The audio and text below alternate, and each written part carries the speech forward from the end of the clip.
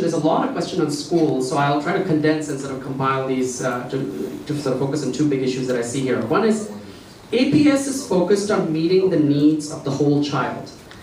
This question relates to what role does the county board and the county government play in this work?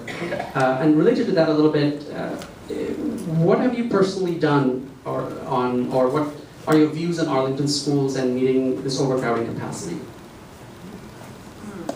There's really two questions there. So what I would say in terms of meeting the needs of the whole child, my first instinct is, well, that's a school board issue.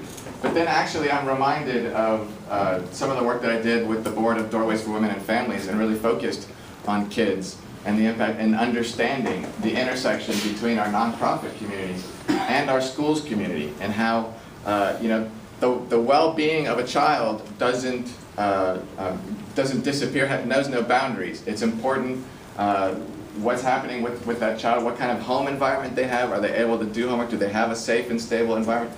So certainly the county board has a responsibility to make sure that every child has a safe and stable home environment and home living environment, to make sure that we're taking care of our most vulnerable.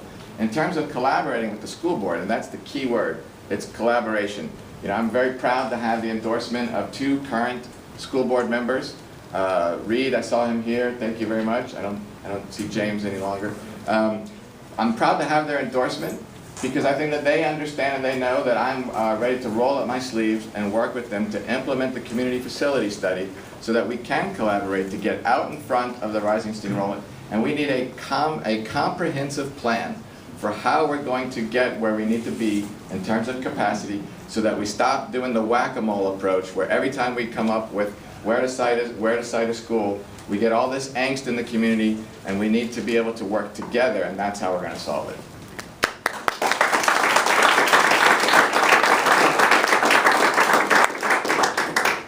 The whole child.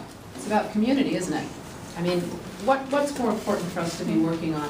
Back before I was even on the school board, when I was a PTA president, I worked to help put together the Partnership for Children, Youth, and Families, because even way back then, and that was a while ago now, we saw the county was over here, schools were over there, and they needed to come together in a partnership. So that's the Partnership for Children, Youth, and Families.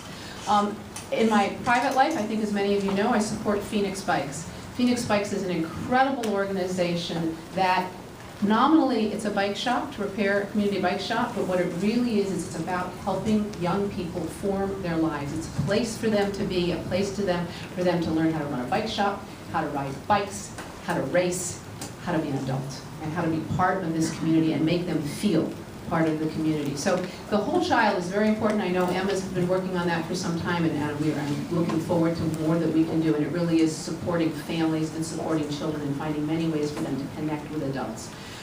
Capacity for the schools is also something I've been working my pretty much entire career. When I first ran for school board, I ran on a new school in South Arlington. We had some major crowding issues at that point, and that is Carlin Springs Elementary School, which is there. I went on to help rebuild, I think, 15 elementary schools, 4 middle schools, and all 3 high schools.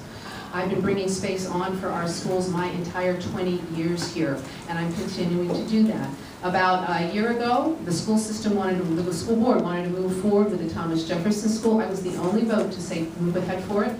We finally are, but it's a whole year's delay. I am absolutely committed to providing the proper space for our students.